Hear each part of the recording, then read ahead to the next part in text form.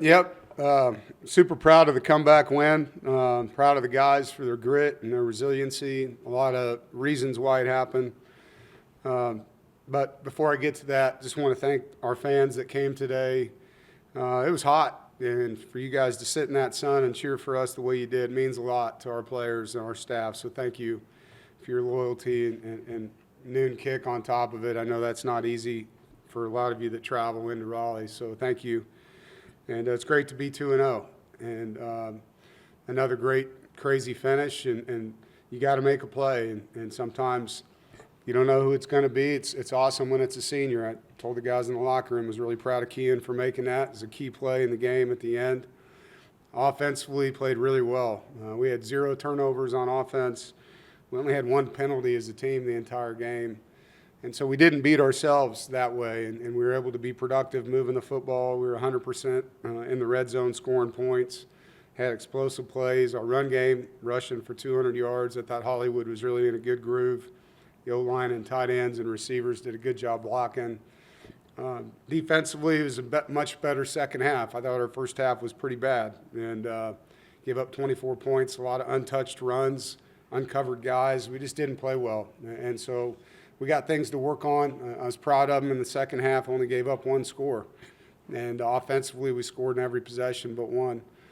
Our short yardage offense was tremendous. And the only time we didn't make it was on a pass that we threw, and, probably a play we wish we wouldn't have called, but we were physical, man, and trusted the guys, 4th and 1, 3rd and 1, to go and get it, and they did.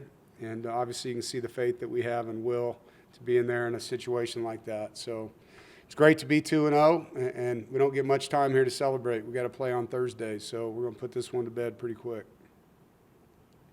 JC, go ahead. What was it like to see the offensive line enforce its will in the second half, and the journey that Yusuf has gone through to move into the starting lineup and be a part of that after walking on? Yeah, I think his story is amazing. So 2-part question. Part 1, it was awesome to see us run the football the way we did. I thought Coach Roper and the offensive staff made some adjustments and said, look, let's just hand the ball to number 3 and get downhill. And that first drive of the second half, that's what we did. And the offense did a great job. And being physical, tight ends, running backs, receivers, tailback making plays. But Yusuf's story is, it's one for the books. He's one of the highest recruited O-linemen in college football coming out of high school, and goes to Florida and has a tragic accident, hit by a semi-truck on a scooter and drug, and lost football for a while and couldn't play. Really had to go through a real intensive recovery process, and then they had a coaching change, and he ends up at another school, and they have a coaching change, and he ends up just saying, I just want to go home, and came here and has worked really hard, and I'm proud of him. It's a great story, and he came in and gave us some really good energy today. He blocks. He's a physical kid, really strong, one of our stronger O-linemen. So happy for him, proud of him, and it's a great story, not one you see a lot in college football. No, go ahead. Hey, Coach, you mentioned just giving a lot of Hollywood letting it work in the second half. What's it like for you as a coach this season? Not only take over since they got 115 yards on 12 carries. Did you say Hollywood? I couldn't hear you at the beginning. Hollywood. Yeah, no, it's what we hope for, he finished the season that way too. The last half of last year, you could see that he was ready. I had a great offseason, great fall camp. He brings energy, holds people accountable. He plays hard as hell. He wants the football. If you don't give it to him, he's not going to complain. He's going to block. He's going to run routes. He doesn't care. He just wants to win. And guys like that tend to make plays. Unselfish, tough guys that work hard. And he's got a lot of talent. So anytime he touches the ball, it's a potential explosive play. Mitchell, go ahead. Hey, Dave, with the ACC wanting you all to play more powerful opponents, and with the mat not really working for you guys to go to non-conference games, do you anticipate playing more games like this, non-conference against ACC teams, and do you like them? I love it. I'm all for playing all conference games. To me, it's, we're in the ACC. Let's play each other every week and see who the best team is, But I know I'm not everybody, and everybody has their things that they like. Some of them have SEC rivalry games, and You know, Notre Dame screws up our scheduling because they get 5 games in our league. But I'd be all in favor of, 17 teams and they figure out a rotation where we play each other all the time.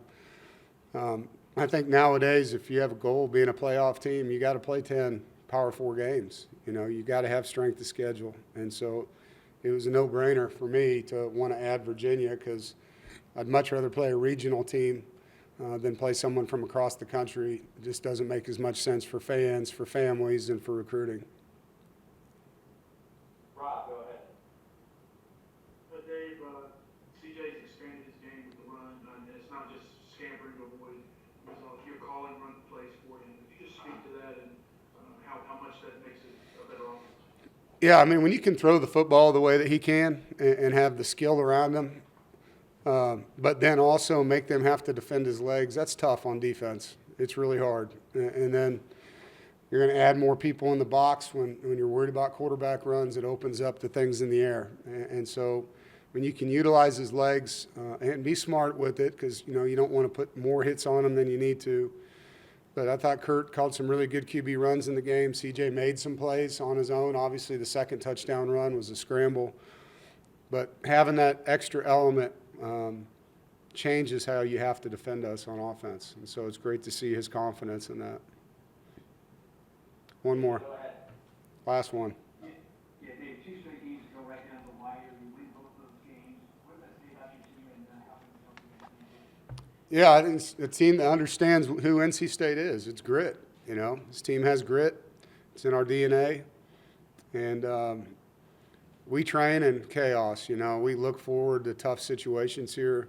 We've practiced a lot of this stuff that you're seeing at the end of games. And the guys always revert back to their training. And so they're tough kids. They want to win. They know how to dig deep.